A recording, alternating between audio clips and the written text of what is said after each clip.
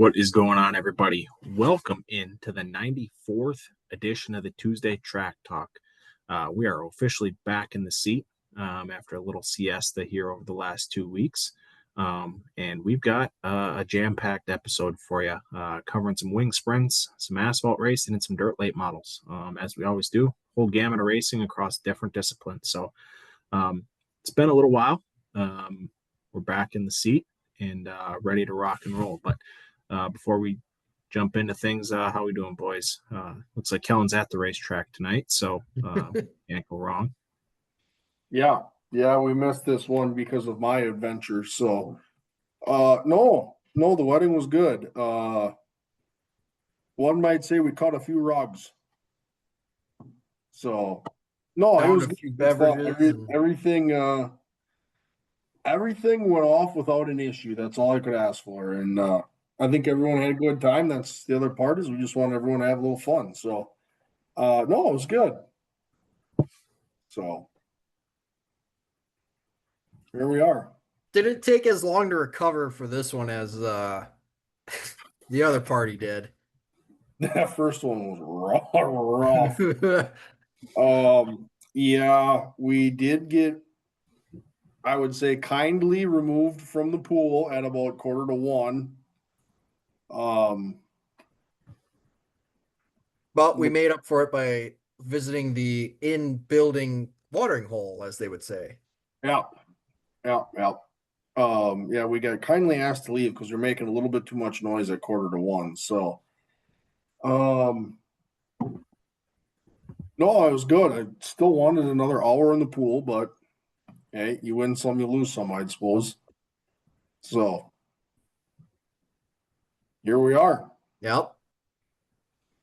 Obviously, our racing got a little limited with that as well, and especially what we could watch. But was it due to just pure effort, as they would say? Yep. So, I was going to say, yeah, it feels like we haven't been together in a while on the podcast, but offline and behind the scenes, feel like we've spent a good chunk of time with each other. So, yeah, we've had a 2-week siesta from talking racing and throwing out some outrageous takes. So, let's get right back to it. And we're coming off of Jace. One might say a shell shocker down in Knoxville. So let's head down to the Knoxville Nationals and just talk a little bit about what went down there over the last couple days, and just get what are your guys' initial thoughts, reactions to the Knoxville Nationals? I guess I'll chime in first, since I believe I'm the only one that really saw the full race. But stout field as always, especially when you get 100+ cars down there and split days. I mean, that's a big deal to start off with. Honestly, there wasn't a whole lot of discussion about High Limit and versus World Outlaws. Everybody kind of behaved themselves this weekend, for lack of a better term. But there was you had your hammers that you thought were going to be really good that did end up being good.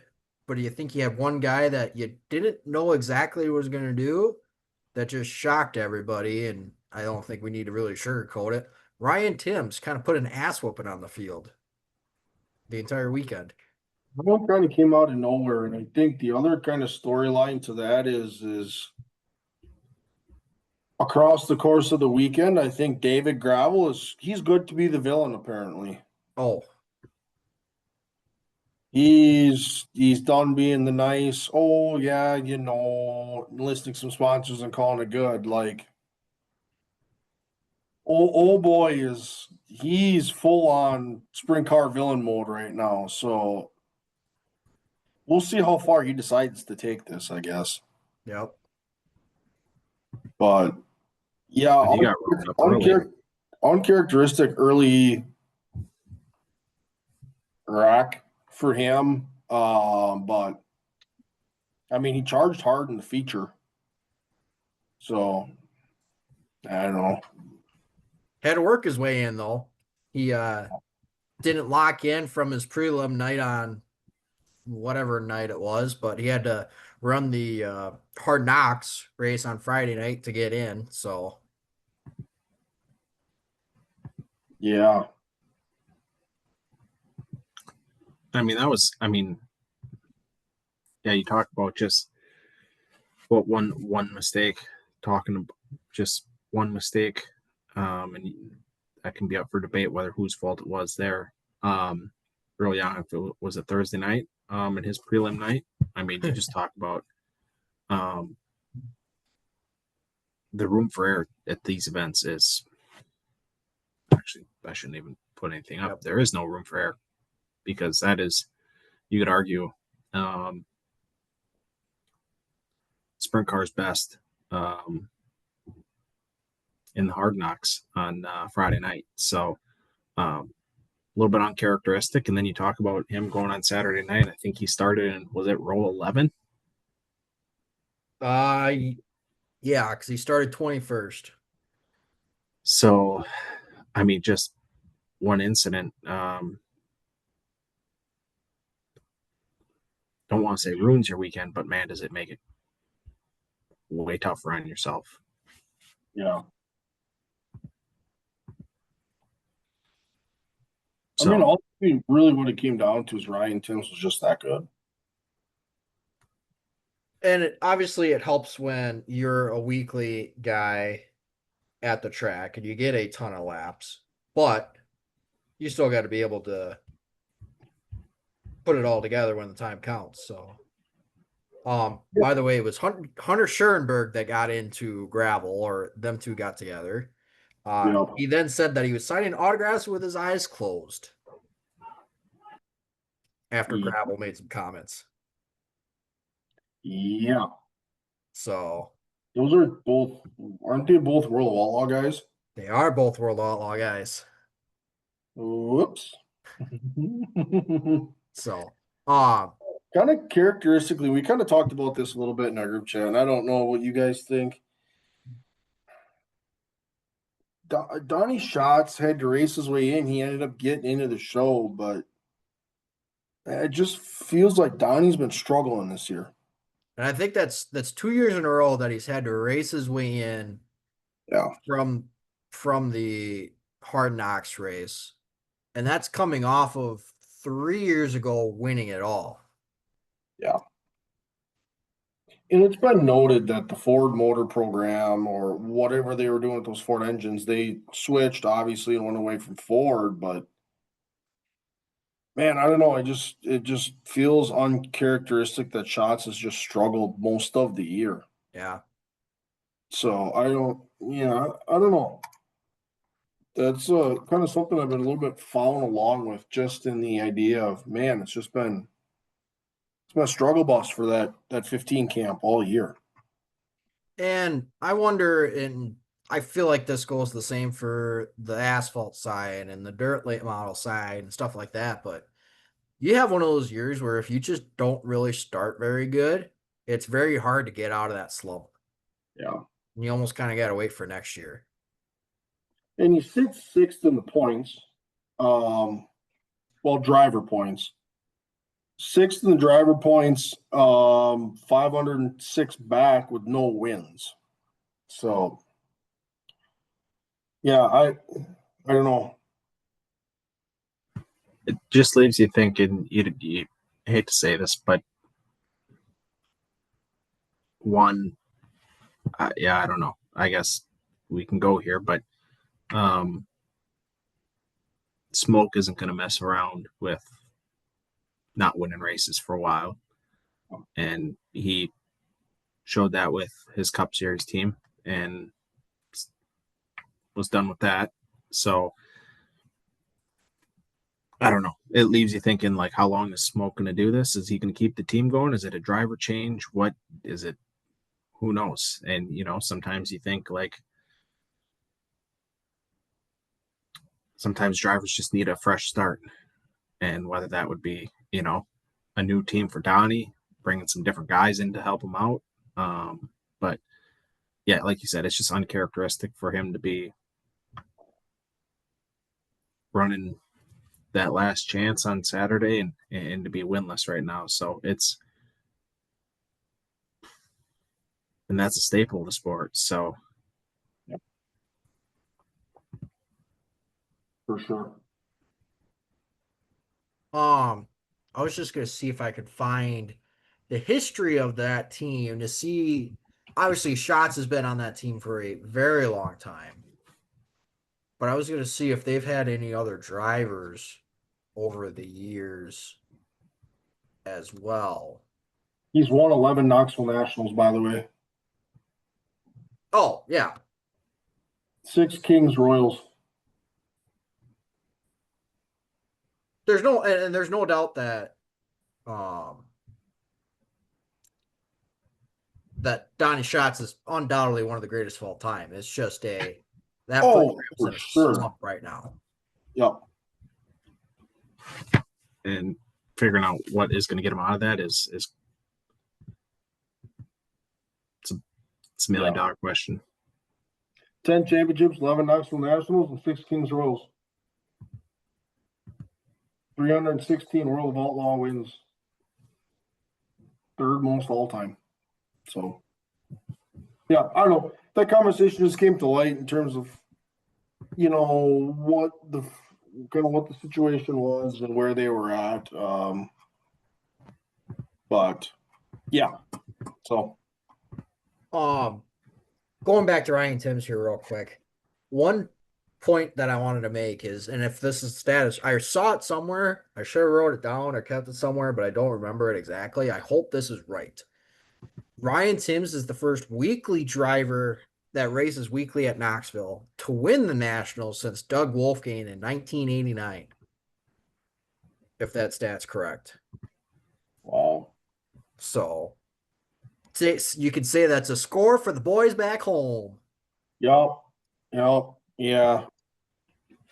For the young gun too. Yeah, 18 years old. 18 years old. There was no toasting post race for him. And toasting with a Sprite, I think I saw. Yeah, and it's also he's the first World of Outlaws driver to get their first career win in the Knoxville Nationals. Jeez. So checked a lot of boxes there in a hurry. Very impressive. A lot of cars dropped out at the break. Unfortunately, Bill Baylog was one of those guys, but second year in a row that he's made the Knoxville Nationals. So as a Scotty guy and a not so heavily funded Scotty guy at that, good to see him get into the Knoxville Nationals again. Yeah, for sure. So, no, big event. It's $200,000 to win next year. They already announced. So we're only up in the ante. Nope. So, and since we talk about purses, it was 15 grand to start that race. So, pretty solid. We talk about spread of money throughout the field. Yeah, for sure. So, no, overall great race. Love the Knoxville Nationals. All right, I am ready for the next one and definitely one on my bucket list. So, oh yeah. So yeah, that was the Knoxville Nationals. And changing total different scene, total different car, total different discipline, where we had boots on the ground on last Tuesday night for the Dixieland 250 at WIR. This was a doozy. 250 laps at WIR is never easy. It's a long race around that big track, and got to be there at the end. But this was an interesting race. And for the first time, I feel like it wasn't Majeski that won it, or hasn't won a super late model race that he's entered in this year. But I'll kick it to you guys. I know we had boots on the ground here, and I was catching bits and pieces of it. What were your thoughts on the old Dixieland 250 at WIR? Well, I think first off, Johnson having his motor issues very early in the race is big. Yeah. we were just talking that team, and especially the Midwest Tour, hadn't finished worse than second so far on the year, and then he goes and was supposed to finish dead last, but ended up finishing 26th.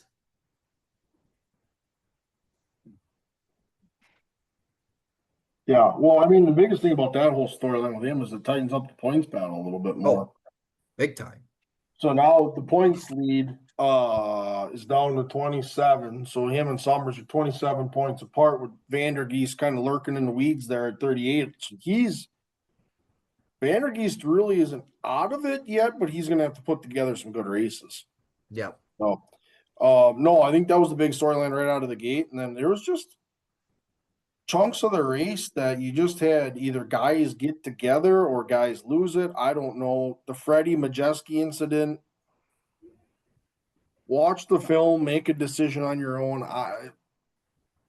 Did they touch? Did they not? Majeski claimed he gave him room. I don't know. Ultimately, was that the first of Majeski's two spins, or the second? That was the second, because that crumpled the fender.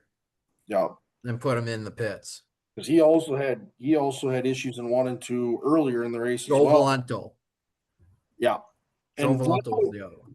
Valento tapped.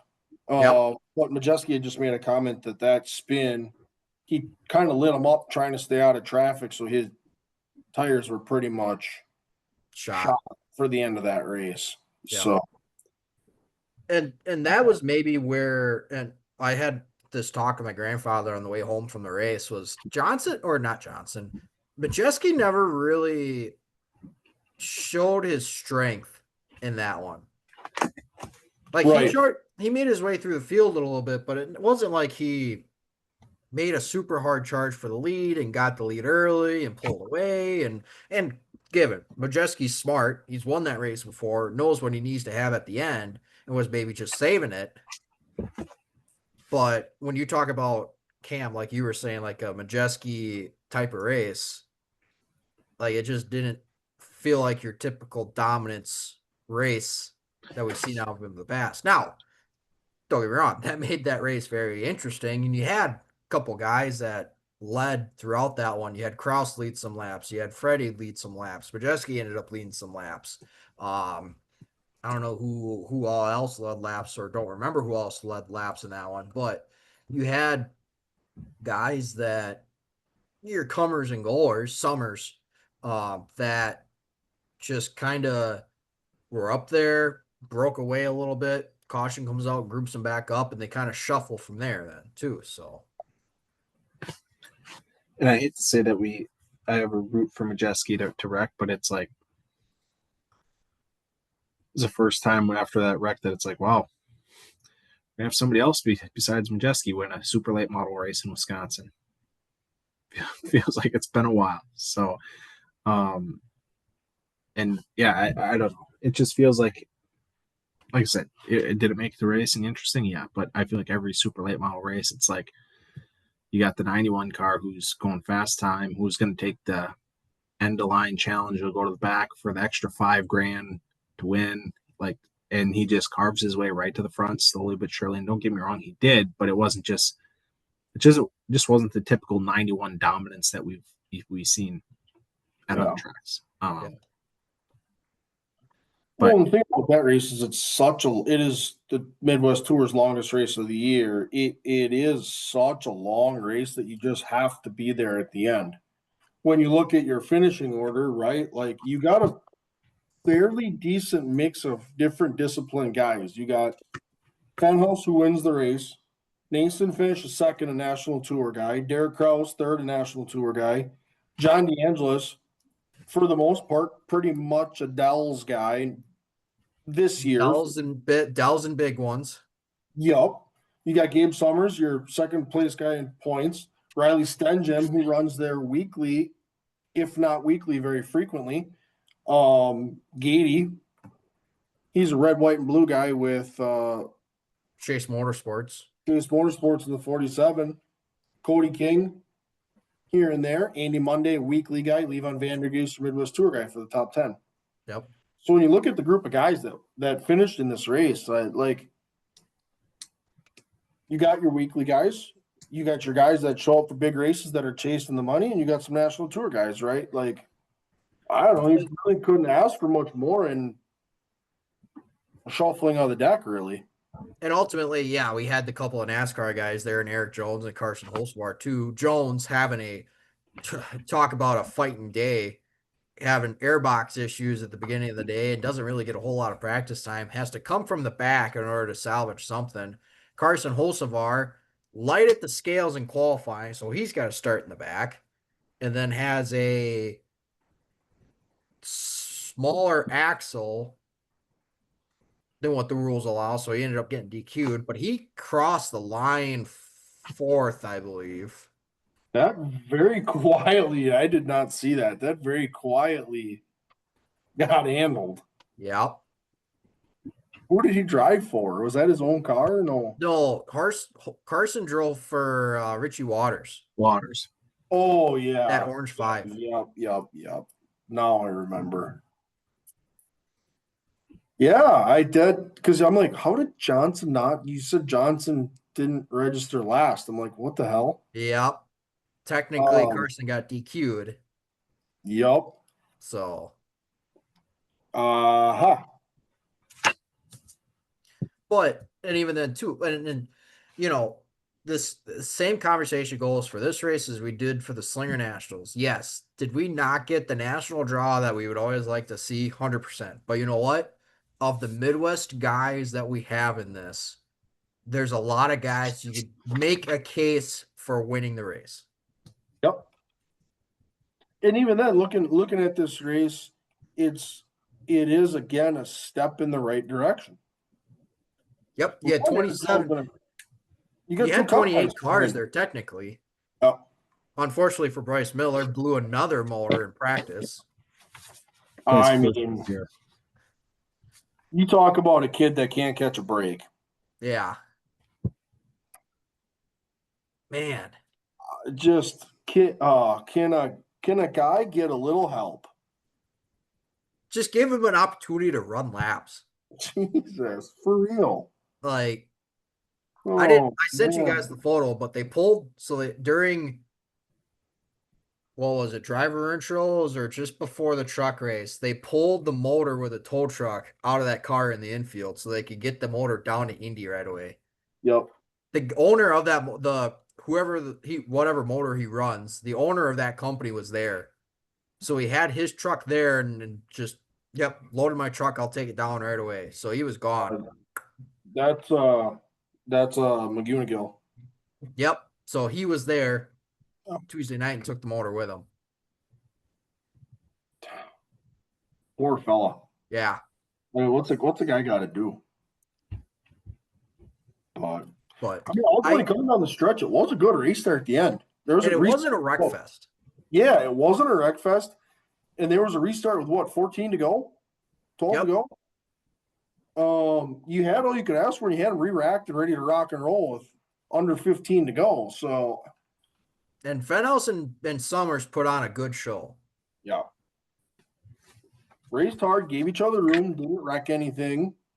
The classic Noodleman video of the last 14 laps is just them going at it.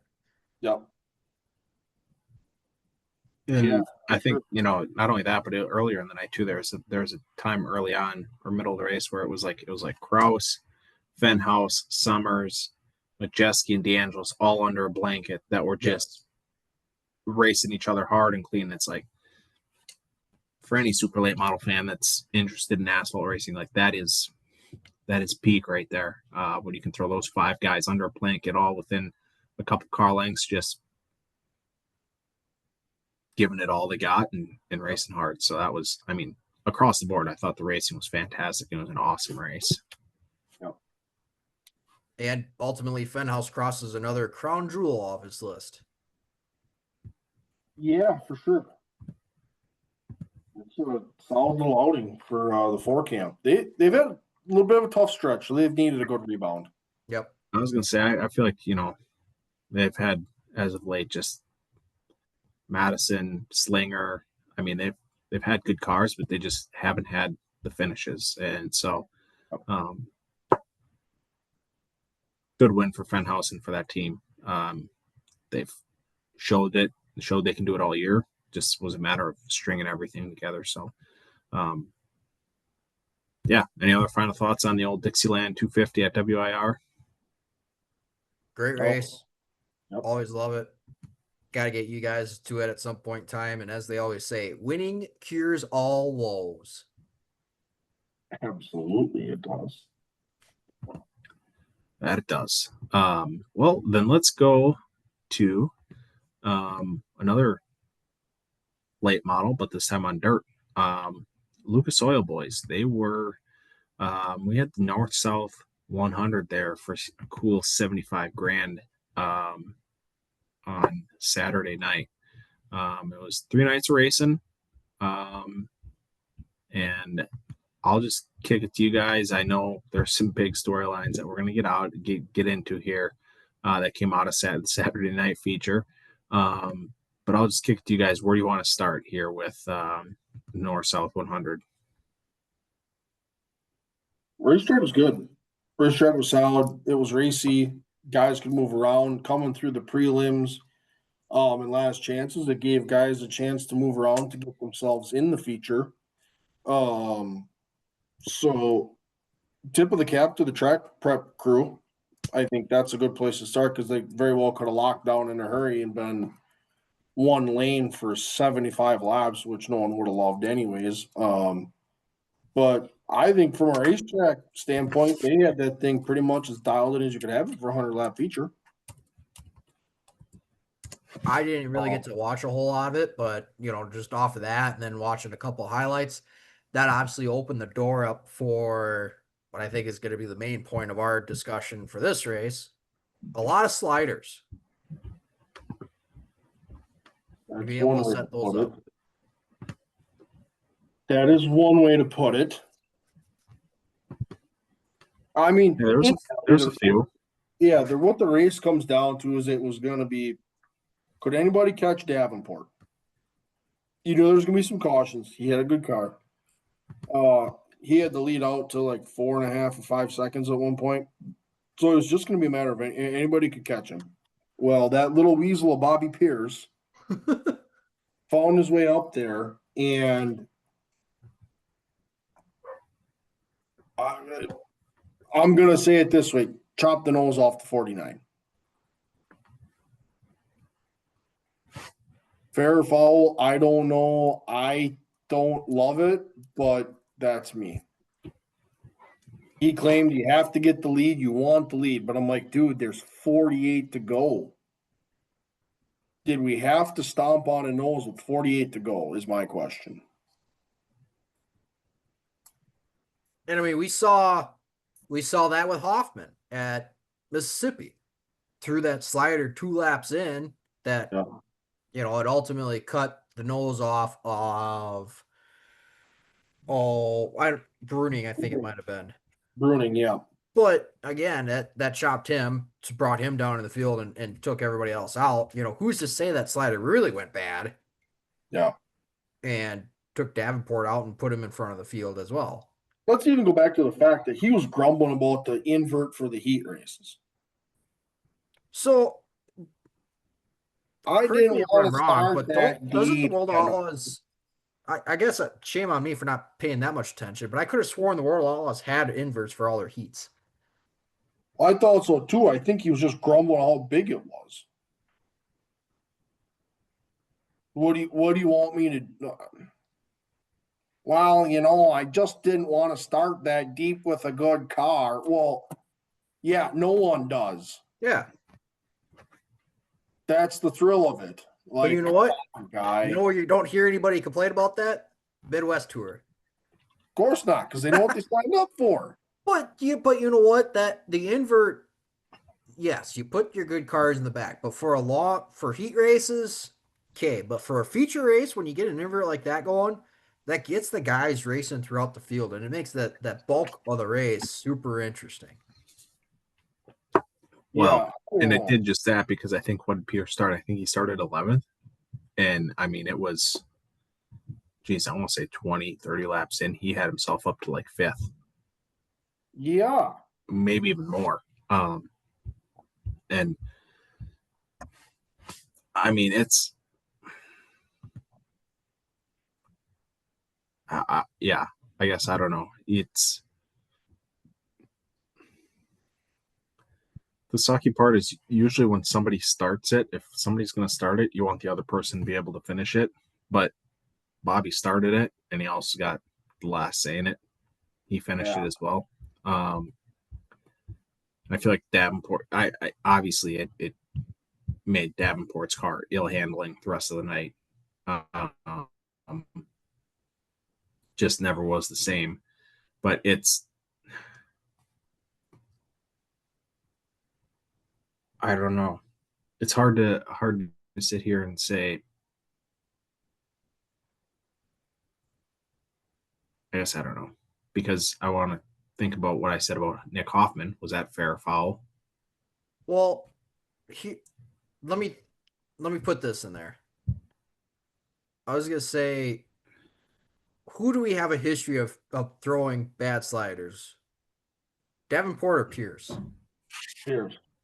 And Davenport, I think, takes pride in racing pretty damn clean. Of course he does, because he even said that he thinks that his car owner said he probably should have just wrecked him, but he couldn't do it.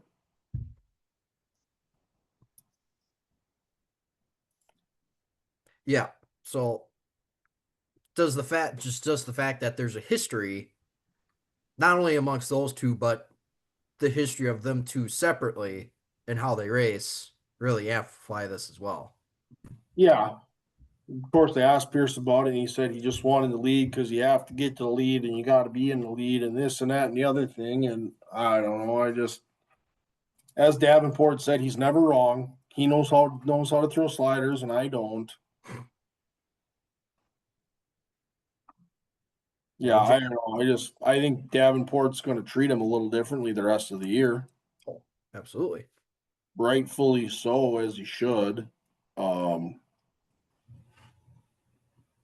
But yeah, I don't love it, if I'm being honest. So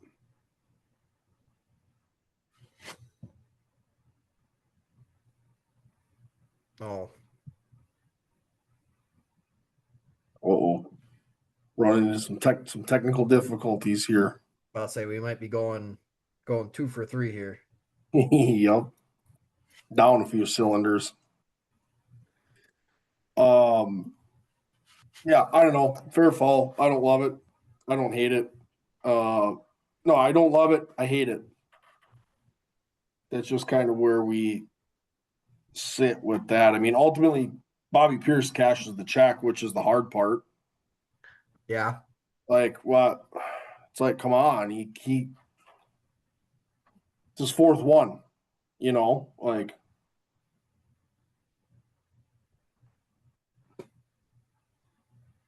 So yeah, that's the bad part, is kind of the villain gets the check ultimately. So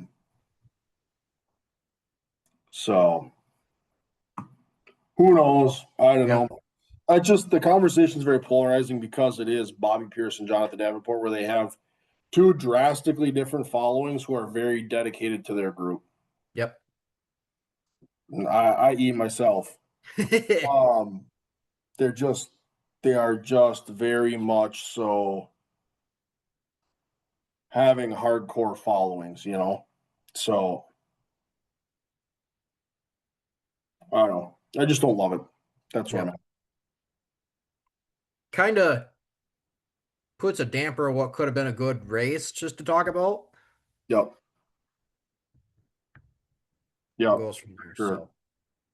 So, while we wait for our buddy to get back here, should we just cover some news here before we jump into the big topic? Yeah, let's rip through the news quick, and then we'll revisit the main conversation piece of today. So the way that I was trying to set this up, because obviously we missed a few weeks here. Yep. I tried to hit some of the bigger points. Yep. But I feel like there was still a lot of bigger points that came up. Yep. So I don't know how. We missed a lot of everything in the last 2 weeks, so just bear with us on this one. We're going to be on it going forward again. We are struggle busting right now a little We're bit. catching up. Yeah, we're working on it, folks. But So, all right. So, the traditional, how do you want to split this? oh boy, now we got two of them. Oh, boy. Oh boy. One was bad enough. We're in shambles today. Hey, can you get rid of your other one? Got two of us. Yeah, you got two of you showing up Hold here. on. I got it. There you go. One. You kicked him out, didn't you? Yeah, but okay, we're up to news. We're up to news. Going to news, going back then after we hit the news. Yep. Yep. Okay. So posing the same question, how do we want to split this up? So we might as well take the top third. Probably there. Somebody might as well go like here. I don't know. Sure. I can take the last three. All right, give me all green or yellow.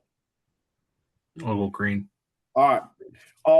Kind of touching on the bigger motorsport side of things, NASCAR, some bigger news with all of the big organizations. Denny Hamlin and SVG respectively signed contract extensions, which are both Joe Gibbs and Trackhouse Racing. So Trackhouse has got the road course guy locked up, and Denny Hamlin is not going to drive for himself. So both multi-year deals with that. So kind of interesting. Austin Hill, obviously, if you haven't seen it,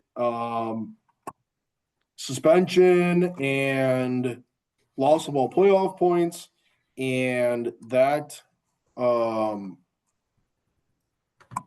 from the wreck. He proceeds to get himself in another wreck at Watkins Glen. Going forward, any playoff points he earns will not be counted towards his playoff tally. So, Mexico City race reportedly out from the NASCAR schedule, possibly being replaced with the rumors around Chicagoland. So, they are not going back to Mexico City. So we're gonna see what happens with this potential Chicagoland rumors. Fox Sports buys into a third of the IndyCar organization from the Penske Entertainment Group, reportedly around 125, 135 million dollars. And obviously with Fox Sports comes the media rights, and they've also extended that deal as well. So going with that, Brent Cruz goes 180 on everyone, sells his Trans Am deal and his micro sprint cars, starts himself a truck team. So puts together his own truck. That group finished 17th at Watkins Glen. Follow up on that. No current races left on the schedule for them. Kind of taking it bit by bit as they kind of feel like it. Interesting. All right. Because he still runs that number one for Tricon too. Correct. And then Nice Motorsports. Yeah, they released Caden Honeycutt. Basically said, yeah, well, they found out he's signed with a different manufacturer for next year to stay in the trucks. They said, yeah, we don't love that. And Honeycutt is going to race for Stuart Friesen, who is out for the rest of the year with his injuries. So Honeycutt will drive for Stuart Friesen the rest of the season, while Bailey Curry will fill in the truck for Nice Motorsports to finish the season. Might as well take the next one as well, because that kind of links in with it.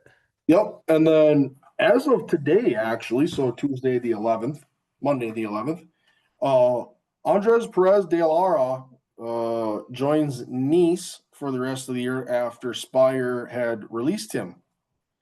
So stays in the Chevy organization, but just wasn't working out at Spire Motorsports. Yep. So that's what I got. Cam, you good, or am I taking over? Nope, you don't know. I'll take over then. Yeah, we're in shambles. um, Sticking on the Stuart Friesen side of things, obviously, I think we all know that he had a massive injury or a big injury from a wreck up in Canada and a big block modified. Thank God he's okay. Went through some surgery. Definitely gonna be out for a while. Um, they had Christopher Bell in the truck for this past weekend. Um, they also talked about other drivers filling in, but they're adding another truck for the Bristol race coming up. They're going to have Cole Butcher, the current ASA Stars National Tour point leader, in the truck for a race at Bristol. So be very intrigued to see how that one goes. Yep. On the sprint car side of things, Spencer Baston and Jason Myers Racing have parted ways after the Knoxville Nationals. The JMR 14 will be a one car team. They're consolidating their efforts into one car with Corey Day as their main driver. And then they will evaluate other drivers as schedule dictates, being that Corey Day can't run the entire season with them. Yep. As far as Baston goes, he currently has no plans for the time being as far as what his future might hold. Ty Wolfgang, we're talking about Hunt Schurenberg. Ty Wolfgang, who is the former crew chief for Brad, or the most recent crew chief for Brad Sweet and the Case Kane organization. He joins Hunter Schurenberg in that Vermeer Motorsports team starting this weekend. Yep. Big late model thing here that kind of follows up a previous one. Corey Hedgecock switches from the BMF chassis to a Longhorn chassis. This was, I think, as of today as well. Yep. And this obviously comes after BMF said that if chassis sensitive parts weren't purchased through them, they lose 100% support from BMF. So first domino kind of falls. See what else happens. Obviously, the first big name. Yeah. Talking about some late model stocks here. Bobby McCarty, a longtime late model stock driver in the Cars Tour, is stepping away from the Cars Tour for a little while. He cites financial costs, tire challenges, inconsistent rule enforcement, and a lack of consideration for the competitors who made the series what it is, as far as reasons why he is not competing full-time in the Cars Tour. He is exploring other series to run, other races to run, stuff like that. Just not going to be full-time with that. Yeah, very blunt statement, one might say. So, and then in some sadder news, and this was a big headline coming out of Sunday night, I believe. Robbie Brewer, a longtime racer at the Bowman Gray Stadium, passed away after an incident at Bowman Gray. He had a hard hit in the wall that ensued after a medical incident that he had during the race. So, yeah. Always hate to see that happen. Yep.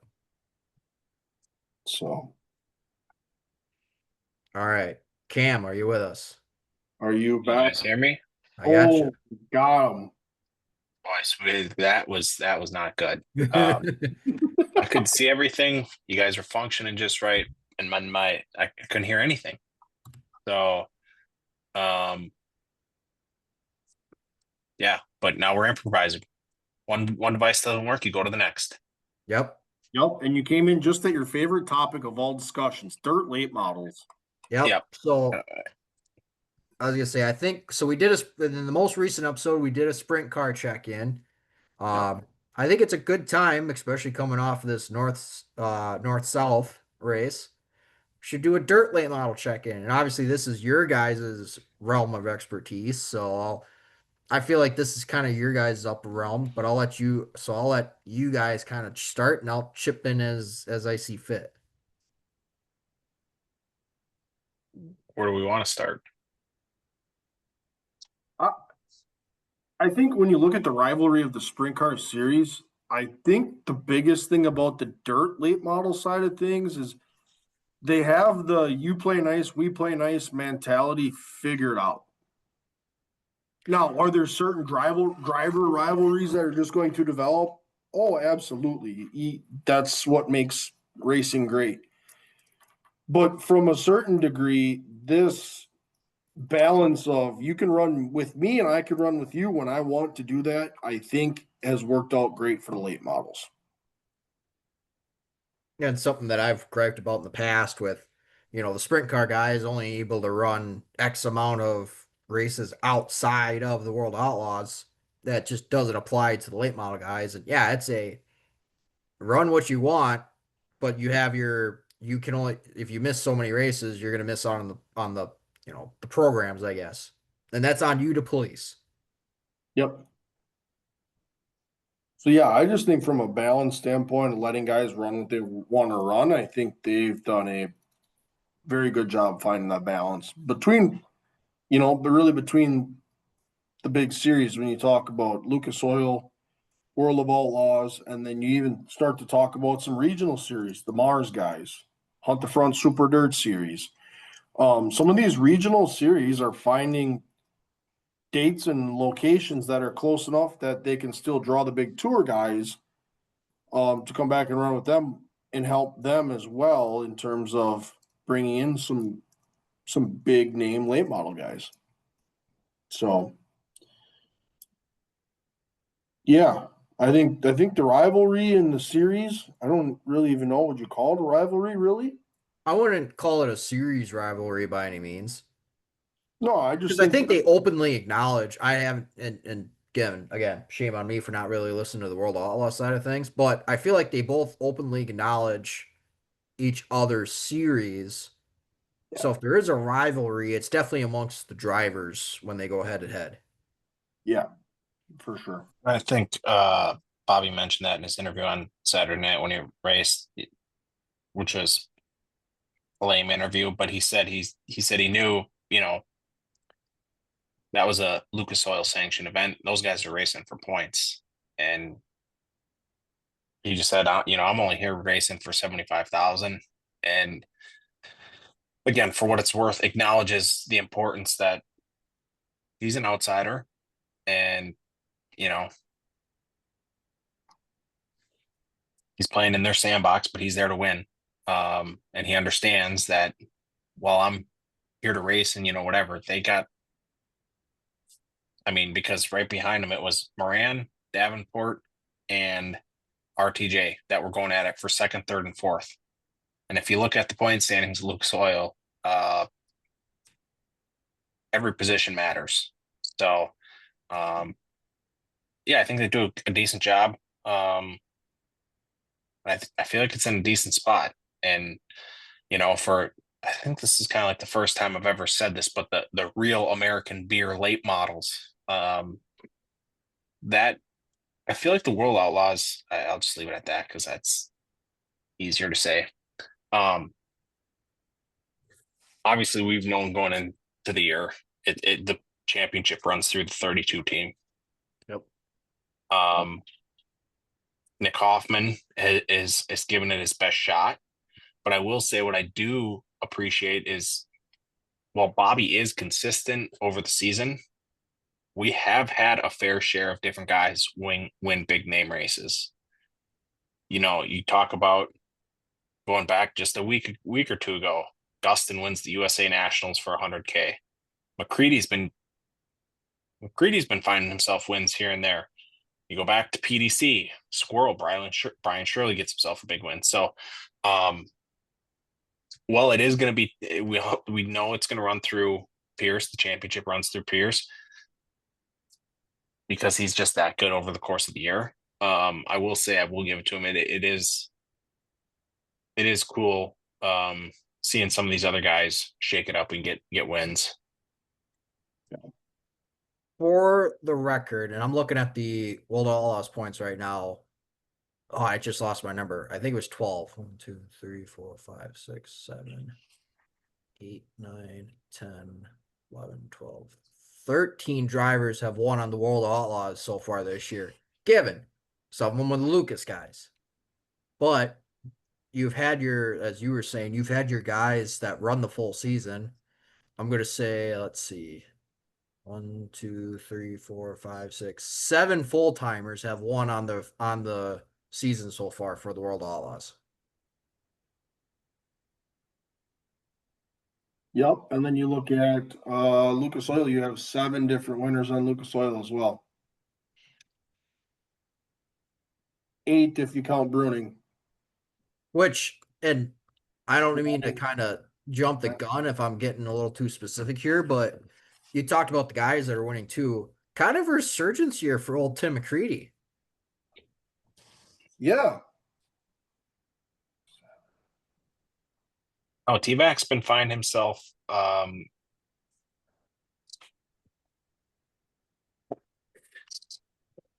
want to say just out of the blue, but it's just like, just when you forget about him or you think he's not there, he sneaks himself right into the screen and finds himself a win. No. And it's just And then proceeds to double to Stone Cold Steve Austin a couple beers and real American. victory lane. Yep. But yeah, I mean that, and I would say I mean I obviously T-Mac's a wheelman, but I would say in that 9M team and for him, I would say I guess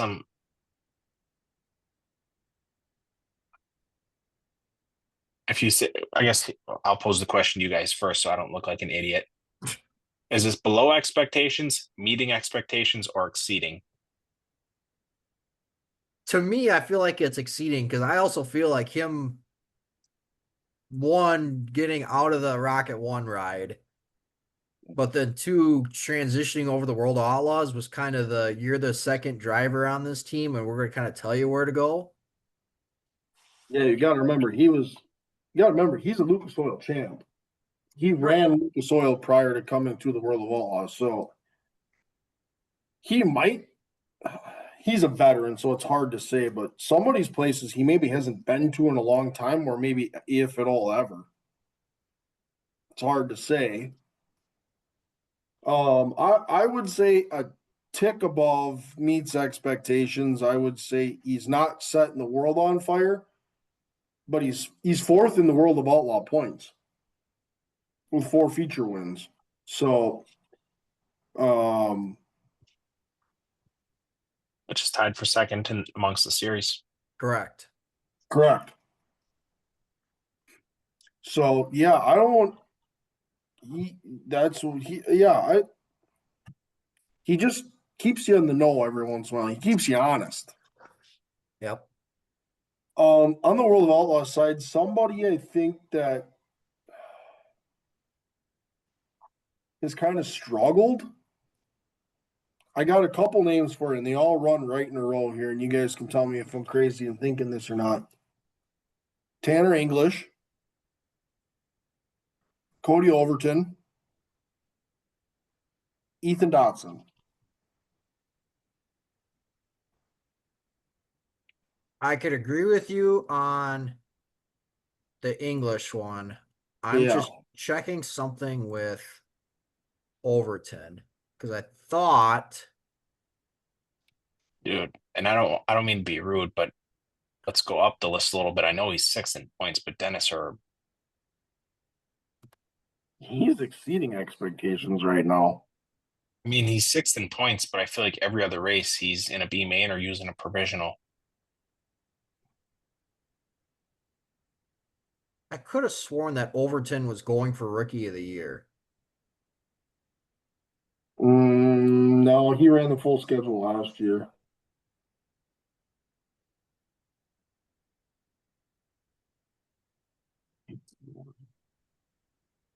Huh.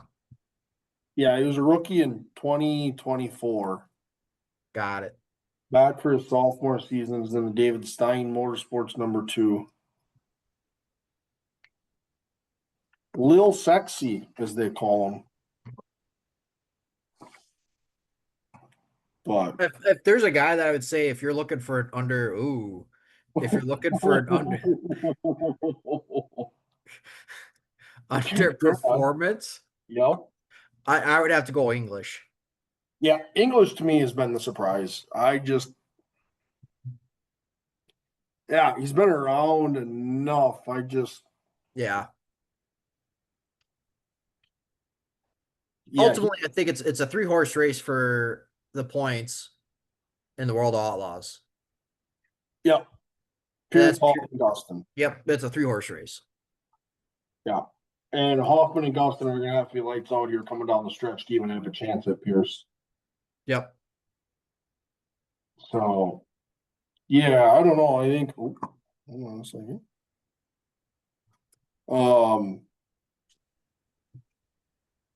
Buddy. Dude, what is going on? You got to gather it up here, pal. Yeah. What I miss? We were talking about I just said that English is probably the underperformer, and it's a 3-horse race for the Royal Outlaws points. Yeah. correct. Now I do want to shift over to something other than the real American beer super late models and go back to the Lucas Oil and touch on their standings. Yep.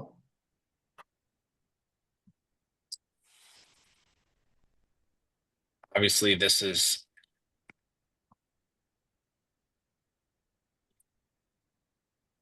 I got a surprise for you on the struggle bus, if I'm being honest. I'll jump I the think gun. I I'll say know where Brandon you're. Shepard. Right? Brandon Shepard. That's who I thought you were going to go with. Yeah. They started out rough at the Yeah. beginning of the season. So he sits fifth in points, but he's 620 back. So he's not, I don't want to say he's not in striking distance, but Well, so you want to, we talk about numbers here, right? He's got the same number of features as Davenport. RTJ has actually missed a feature for Lucas Oil this year. But top 10s, Davenport has 31 top 10s and 34 features. Brandon Shepard has 24 top 10s and 34 features. So that's a big number. An even bigger number in the same amount of features. Davenport's got 25 compared to Shepard's 12. top fives. Yep. Top 5s, yep. And then only the two feature wins compared to Davenport's 6. So I mean, it just purely comes down to Davenport is in the feature and he's running top 10 in each of his features, where Shepard's having it. Essentially, he's 2 for 3 as far as making feature or making top 10s. If you had told me at the beginning of the year that Garrett Alberson and Brandon Shepard with Rocket One will be tied in the points, I'd have told you you're kind of crazy. And that's not at all even a knock on Alberson, because Alberson's had a really good year. Yep. It's just when you talk Rocket One, I expect more. And I feel like, you know, in reality, I'm going to tell you this. You might call me crazy for this too. Brandon Shepard might be better than a Longhorn. Maybe. so Yeah. I was gonna say partially this is I know he's going back to a familiar team. He knows this is familiar ground where he went on the tear with the World Outlaws prior to making the switch, this, that, and the other thing. But is Buddy in the spin zone a little bit right now? Like, we went to Rocket, then he went to the Longhorn, then he was the Longhorn house car team, and now he's going back to Rocket. Like, I don't. Rocket's letting go, or what is it, XR2, whatever. Like, we give him a little bit of time, or How much time is too much time, though? I mean, you're past halfway in their season too. and I think the biggest point is like, I'm by no means calling for his job. No. We got to see the one car in the top 5 or top 10 more and more and more consistently. And here's where I think is again, he's 5th in the points, and you look at the guys that above him, it's like, all right, I mean, this is the best of the best, and I don't want to knock the World Outlaws, but I would say is the tougher series. And you look at who's above them, and it's like, all right, pretty damn stout, the 4 guys that are above them. I was gonna say, those are the 4 guys for the past, especially last year, but past 2 years, that has been your top 4 in the championship.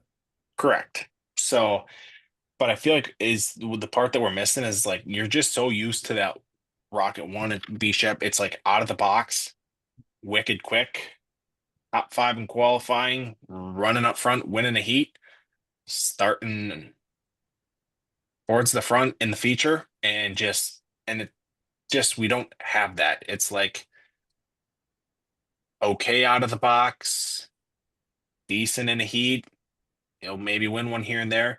And then some of these features, it's just like I think this past weekend, did he finish like 11th, 12th? And it's just like that.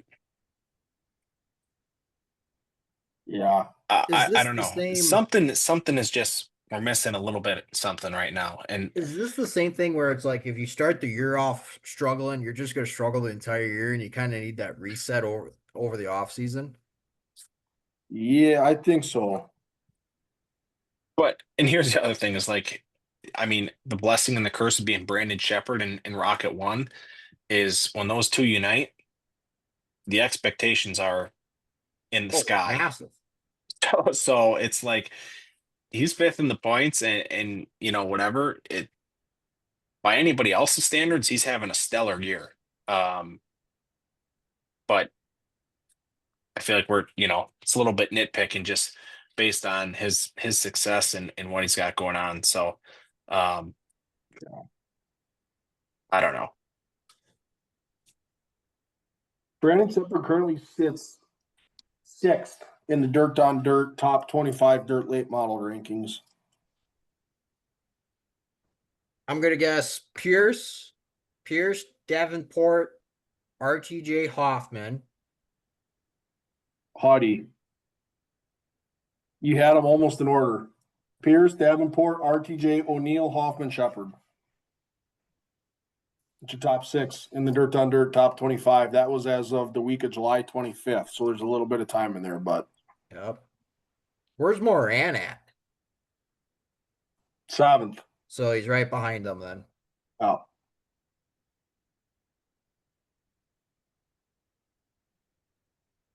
Yeah. So I don't know. I mean, when I look at my surprise, my mid-season surprise is the 71 of Hudson O'Neill. They struggled early, and now with the new chiefy they got, they seem to have found their footing a little bit again. I guess, yeah, he's third in points and yeah, he definitely is finding his footing again. And it's I don't know, you still look at that move and scratch your brain thinking who did that and why? Because I felt like when the old 20 RT was in that SSI machine, I feel like it feels like light years ago, but I mean, damn, If it felt like anybody when could have taken it to anybody, it was going to be RTJ. yeah. I mean, that guy was literally, I felt like he was invincible last year. And so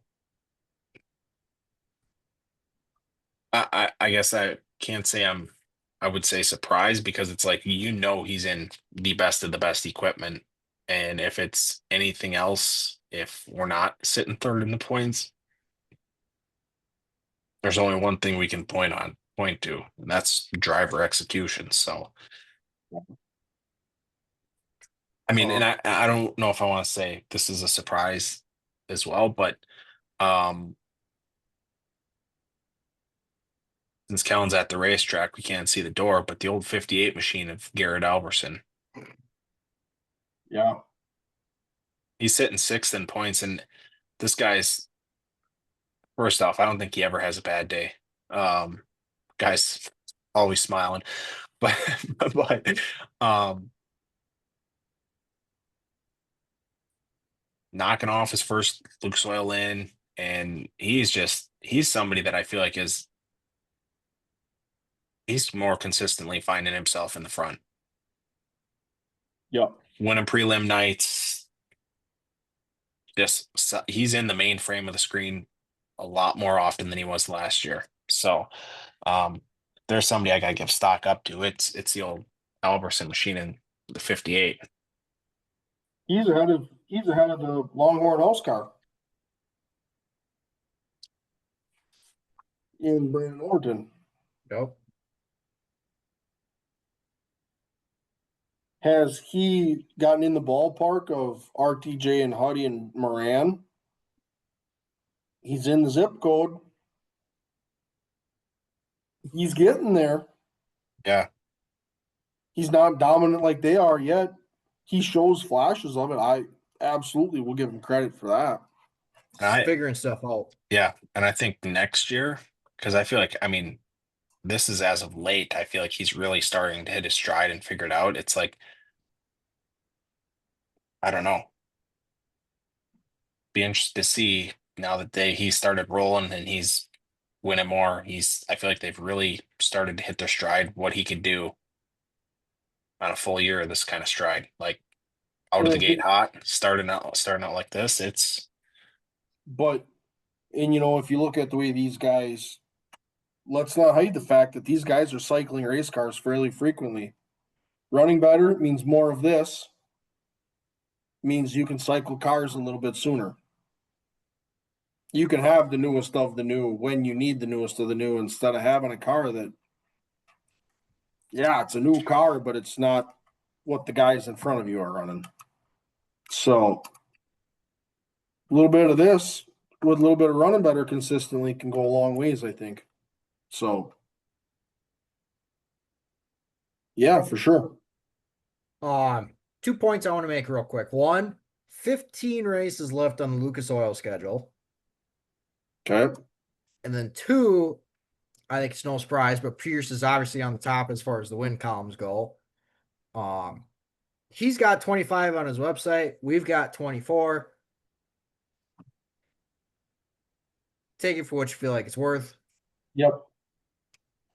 Davenport and RTJ are at 11, and then Moran is close behind at 9. So, Yep. So yeah. RTJ's got the 10 wins on the Lucas Oil Series this year. 10 of the 11. So that would be why he's 5 points back of JD in the point standings. So I don't know. I'm excited. There's a lot of racing left. Can't forget we got a few Castrol races in there yet too somewhere, I believe. Yep. Where these boys all get together again. So I mean, Christ, we're 4 weeks from the World. Yep. First weekend in September. You bring that up. Obviously, the flow racing schedule is pretty short. We got 4 races there. Yep. Next one of those is September 11th. Yeah, because I'm looking at it. World 100 night 1, Thursday night, September 4th. So the week after. Yep. Be the And 50th running of the world.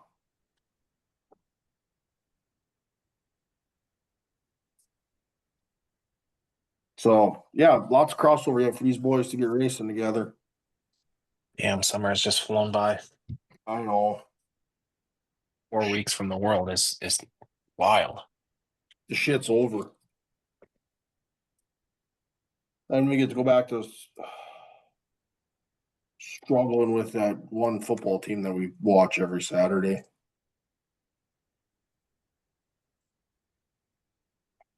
That'll be tune in starting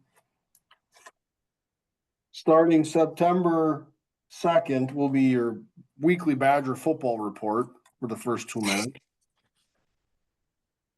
It'll be about 2 minutes because that'll be about all we got to talk about. So yeah. Any other final I thoughts didn't watch on the that? Packer game this weekend, so I can't tell you anything. It's the preseason. Who cares? No, I think we're I think late model racing's in a good spot. Yeah. Happy with it. And we got some good stuff coming down the pipeline. So any other final thoughts? No. Then let's roll into some. What do we have on the docket this upcoming weekend? And I guess I'll start first here, rolling right off right after that conversation with some dirt super late models here.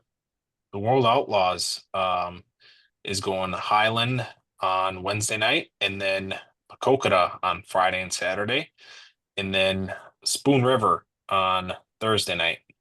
Sorry, I missed that one. So that'll be again another shot for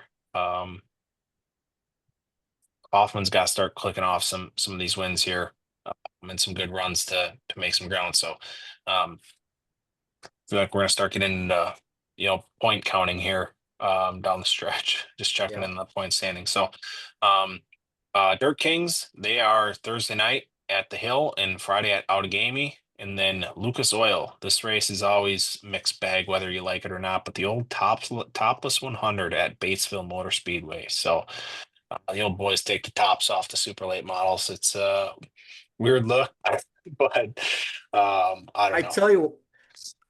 Tell you what though, I saw this at Mississippi Thunder when the Royal Outlaws were there. I forget the guy's name, but he's one of the diecast like sellers around the Wisconsin Midwest area. I think he had a Tim McCready topless 100 raced version where he took the top off of it. So it's just got the cage in there. It's a pretty slick diecast, I will say. Some people love the tops off. Some people hate it. I don't know. At the end of the day, it's got the same horsepower, same car under you, and it's going to put on some dang good racing. So that's all you need to know. You know who likes running the topless 100? The guy that wins it. Yep. Usually a guy that I'm pretty sure is big. I think Dale McDowell. It's going to be I think he usually has got himself in the mix here. Another one that comes out of retirement for that one is Jared Landers. I think a guy that just loves it because he just likes anything weird turbo. Like that just seems right up Turbo's alley. He'll make a really good shirt out of it. Would make a lot of money on it. He'd race with his top off. Probably. Oh my God, you're not wrong. Oh my God. All right, what do you got? All right, talking about some sprint cars here. All-Star Circuit Champs, they're going to be at Wayne County on Tuesday night. They're going to be in Bloomington on Friday, and then Paragon on Saturday night. High Limit back in action for the first time since Eldora. They're going to be Friday at the Thunderbolt, and then Saturday at Placerville for the 49er. World Outlaw Sprint Cars racing the big old Ogilvy on Friday, and then the Jackson Motorplex on Saturday. USAC Silver Crown and ARCA Menard Series. I took this one from you because they're both racing at the Illinois State Fairgrounds on Sunday. Yep. Badger Midgets racing at Sycamore on Saturday. IR Sprint Cars are at Wilmot on Saturday, and then both of those are at Angel Park for Cornfest at Angel Park on Sunday night. Yep. Coming off of Reno. Yep. Looking at the asphalt side of things, Wednesday night battle at Berlin, Berlin Raceway for the UARA Super Late Models. NASCAR Wheel and Modified Tour Thursday night at Richmond. Speaking of Thursday night, the final race of the Red, White, and Blue Series for the Super Late Models at WIR. So they will crown that'll be our first series champion we get to crown this year. Yep. For the old Red, White, and Blue with Super Late Models. NASCAR Trucks Friday night, Richmond. Looking ahead to Saturday, Cars Tour Pro and Late Model Stocks Saturday night. Nope, with that one, I think this is the race that Junior's running in that baseball car. Yep, Anderson. Yep. Sure is. Saturday night. Speaking of some tight point battles that we previously mentioned, Midwest Tours back in action.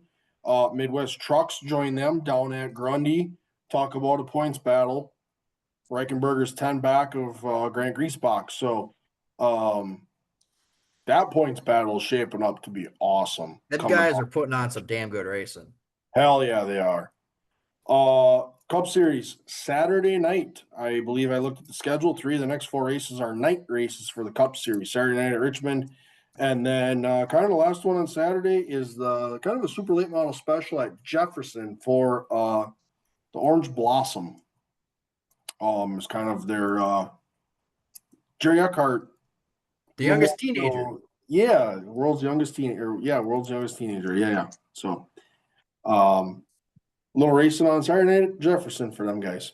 So Real quick, there's a nice little video that they put out last year for the Orange Blossom on Jerry Eckert. Just good video. Yep. Short, 15 minutes. Watch it real quick. You'll learn something. yeah, well worth a watch. All right, time to make some race picks, I would imagine. Yeah. Been a while, so let's get back in the saddle. I don't even know who Those points up- are updated. So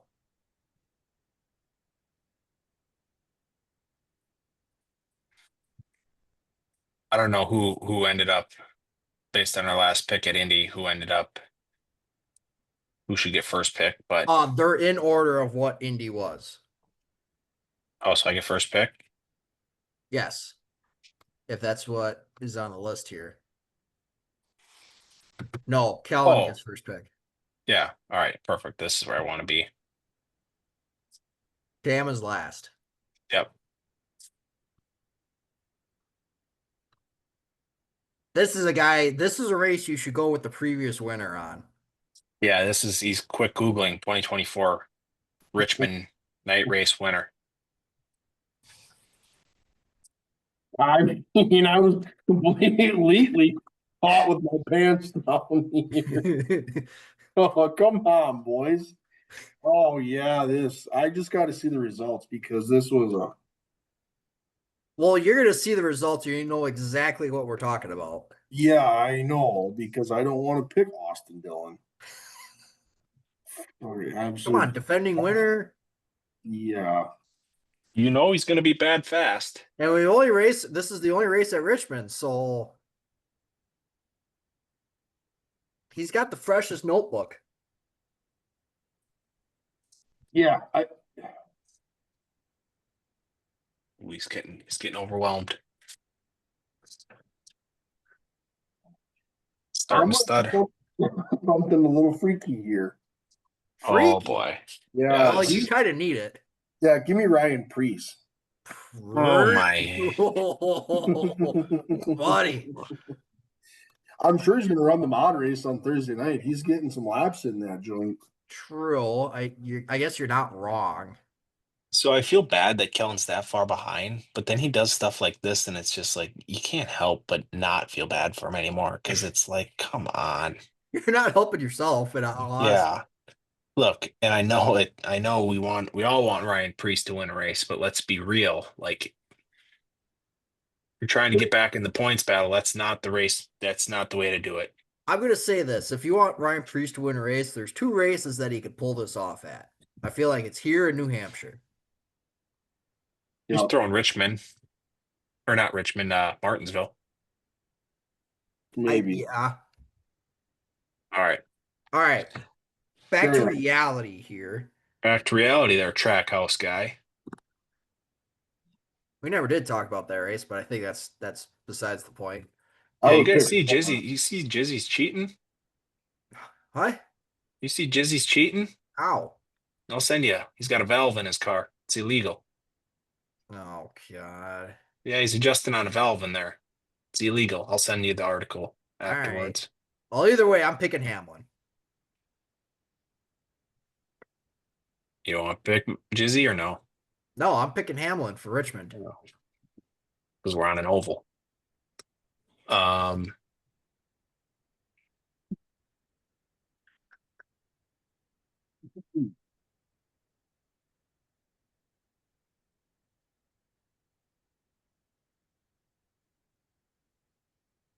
Any day now. Okay, I'm gonna go a little bit off the cuff here, and this is where we don't bite me now here. He's taking Dylan. No, but Bush.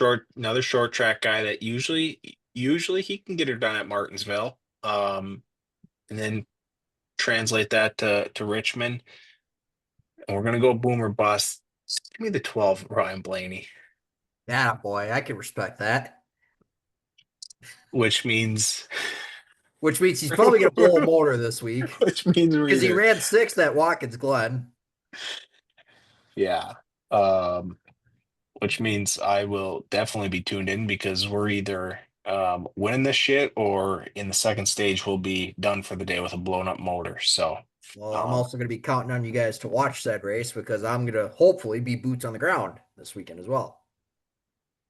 Yeah. So, um, real quick, I don't know if we want to do this or not. I'm going to put you guys on the spot for this. Do we want to try and figure out a wheelman of the week?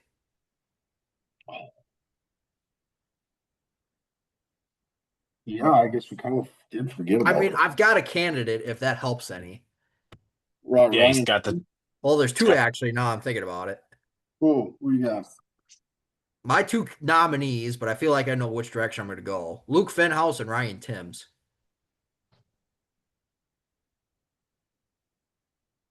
we go Tim's. Yeah, I can go with Tim's. I can get behind that. Make it 18-year-old Timms. just clapping that field. Ryan Yeah. Timms it is. I thought for sure he's rocking that track. I was sure he was gonna throw Jizzy in there. I had, since he won this past weekend, I had to throw it on. I heard he's going to win this weekend at Richmond too. You should have picked him. Dude, yeah. Well, if he's got this illegal valve that I'm hearing about, Yeah, wait till you send it. And then the next article I'll send you is about how this NASCAR system is completely flawed. all right. I'll send you 2 of them. 2 good reads for you for tonight. Get your blood pressure up right before. Yeah. And girl's gonna be, damn it, spiking his phone. You have that kicker working overtime yet tonight. Yeah, Catching in my 1 repick on the year. Yeah. yeah. Cool. Any other final thoughts? No, I'm good. Good to be back in the saddle. Yeah. Yeah. There, folks. And yeah, we're gonna get back to it. We're gonna get back in the rhythm, you know.